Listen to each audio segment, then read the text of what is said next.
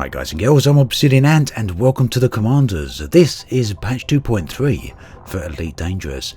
Now this update is very new, it's the latest update for the game and it's due to go live on the servers very soon now. With that in mind then, it's time to take an overview look at what the update includes. Now there's a number of headline features included in the update and we'll get to those in a little while. First though, let's have a look at some of the smaller updates. One of the things you will notice are the new installations. Now these are dotted all around inhabited space and I believe you may find some of them outside of inhabited space as well. The station we just saw is a bar and this one here is a farm. There's also tourist stations and many other such locations. Currently there's no gameplay associated with these, but Frontier have confirmed that these are a stepping stone to new gameplay that's going to be introduced very soon. And I will say they're very impressive areas visually, like this tourist one here, so well worth checking out. I'll try and remember to link their locations in the video description, so when the patch goes live you can go out and check them out for yourselves. The latest update also comes with a new ship. This here is the Dolphin. It's a very small ship and easily affordable for most people. I think the price is going to come in at just a few million credits. Now it's also a pretty nice ship. You can fit all the cabins you're going to need, and as you can see there, you can get about a 25 light year jump range out of it with the largest jump drive fitted to it. Now that is without it being engineered. With an engineered modification rather, you can get well over 30 light years out of it. You can also fit a whole variety of cabins, including the luxurious cabins, and luxurious cabins can only be fitted to passenger ships. So as with the Orca and the Beluga, this Dolphin also gets a slight advantage over regular ships when it comes to passenger missions. It's also very nice when it comes to both flying and handling, so I'll be coming back to the Dolphin, having a closer look at it in a future video, but for now, be aware that it is in the game and it's a nice ship to go and try out. Now unfortunately, Elite Dangerous has got a bit of a poor reputation when it comes to station variation. All interiors look much the same, up until patch 2.2 at least, where a few variations were introduced. But one thing that has been long awaited was the asteroid bases. And at last, with patch 2.3, they are now in the game. Asteroid bases are dotted around inhabited space, and they are also dotted far outside of inhabited space. This here is in the T-Tauri system. You can look that up and head straight there. And as you can see, they are visually impressive. Very stunning locations. What's more is that on the inside of these stations, they do come with new interiors, very much unlike anything we've seen so far. So that alone makes them worth a visit. Now currently it might seem like a bit of a missed opportunity. I would have liked to have seen these types of bases being hidden pirate bases or something like that, but nonetheless they are located in hard to reach areas. So where previously you may have headed out to a nebula and had no station to visit, that has now changed somewhat. So if you do go exploring, chances are you will find one of these in various locations out there. The nice thing with patch 2.3 is that it comes with a whole bunch of new locations to visit, megaships being one of those. As you can see, I'm about to approach a Hercules class carrier here. Megaships are truly gigantic ships, in many cases often as large as space stations, and they do come in a lot of different variations. Unfortunately though, you can't interact with all of them. This one here for example is merely a flyby visit. Other megaships though you can communicate with and dock with, and you'll get the full station services there more or less. Now at the moment megaships don't actually move around, but it does seem as though that is a planned feature. The iterative design of Elite Dangerous means that sometimes features are implemented at a very early basic form initially and then built upon at a later date, and megaships is going to be one of those things. Now there are about 20 variations of megaships and about 9 classes. These include tanker, cargo, asteroid miner, flight operations, prison ship, science vessel and passengers. There are also 2 unknown classes of megaship that Frontier haven't disclosed yet, although they did accidentally reveal that one of them is going to be a space dredger.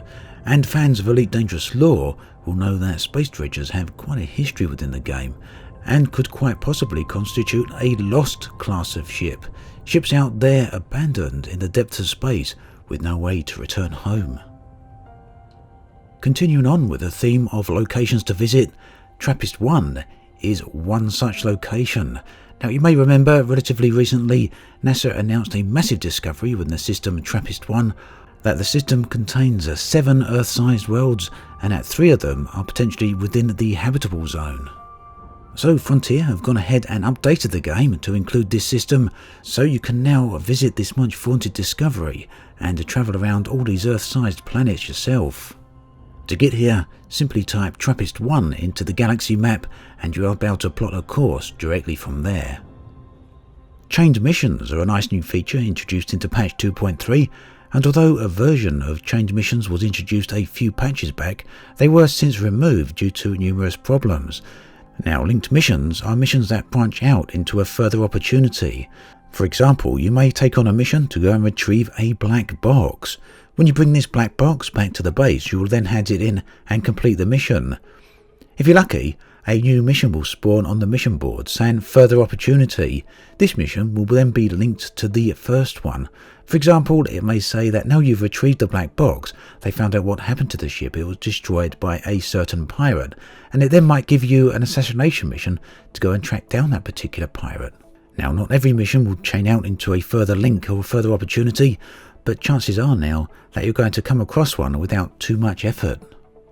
A feature that many people have been looking forward to basically since the release of Elite Dangerous is the ability to name your ship, and that is at last coming to Elite Dangerous with patch 2.3. Now you can name your ship in the shipyard, and once you've done this, your ship's name will be visible in the top right hand corner of your HUD, and it will also be visible to other players once they scan your ship. Now further to that, there will also be the ability to add ship nameplates to the hull of your ship, and you're about to do this through the outfitting screen. Now nameplates will be a microtransaction, so you'd have to purchase them from the Frontier store. A ship name pack comes with 3 different designs, and each design comes in 3 different colours. You get black, white and grey, so essentially you get 9 ship nameplates in each pack. The cost of these is £2 or €2.50 or $3. Now once you've purchased these nameplates, you're about to apply them to any of your ships that you've got in the hangar and any of your future ships as well. Moving on to the headline features of the update then, there is of course the character creator, or what Frontier have classed as the Hollow Me. So for the first time within Elite Dangerous, you'll be able to create a custom made avatar. The character creation is actually a very nice system, very powerful, and you can create a huge number of variations. Unfortunately at the moment there's no option to change your body size or shape. The only change you can have on your body is gender change here. But beyond that, the face changing is immensely flexible. Now unlike most games, this isn't just a one-time option. You can go into the Hollow Me from within your ship at any time and change your complete appearance and gender anytime you like, as often as you like, as many times as you like. This will of course determine how you appear in other people's ships when you jump in there in multi-crew, but also it determines how your character appears on board your own ship when you're looking at yourself using the new camera system. Now although earlier on I mentioned you can't change your body size or shape, what you can do is have some control over the suit you're wearing. Hollow Me does come with a number of suit changes you can use by default. Beyond that, there are some purchases and microtransactions. There's also going to be a few microtransactions for various tattoos and other aspects for facial makeup. Now the avatar creation is certainly a system you could spend a long time in. Beyond the use of being an avatar creation system though, it would certainly seem to be your first step towards having of walking around. What and if that update actually ever makes it to the game is something we're going to have to wait and see, but for now, the avatars are looking pretty darn good. And I imagine that the Hollow Me is likely to be one of the first stops most people jump to when they update to 2.3. The major headline feature for the update though, of course, is multi-crew. Right here you can see me sitting in the gunner seat, and yes, that's from a third-person perspective. Here you get control over all the turreted weapons, and you can assist with all the ship kills. Now I've got to admit this is a lot of fun, and when you do destroy a target you will get a payout, but that payout is based upon your rank. Effectively this means that the lower your combat rank, the lower the payout you'll actually receive from any kill. Now, many of you may remember that on the initial announcement of MULTICREW, Frontier talked about many different roles. They talked about an engineering role as well as a navigator role. It turns out that those particular roles have not made it into the game. For now, it's all combat orientated, and here is another one of those you can launch in a ship-launched fighter. Now, the helm is the owner of the ship. They are piloting the ship right now, and here I'm deploying out into one of the fighters. It certainly feels great to be on board the same ship as your friends, and flying around, planning your attack and actually getting involved in combat is fantastic as well. The downside, of course, is the rewards. At the moment they do seem a little bit low, but there's always the possibility that Frontier might rebalance those rewards at a future date. Now, MULTICREW is accessible at any time. You simply access it through the comms menu that's in the top left hand corner of your HUD, and there's a new menu there that allows you to join any ship or any ship that's open for MULTICREW. You can also open your own ship for MULTICREW. That means other players will be able to join you, and you can set the type of MULTICREW session that you want, whether that's for bounty hunting, piracy or exploration, or indeed something else. There are a number of possibilities. You won't have to meet up face to face with the other ships in order to join their crew.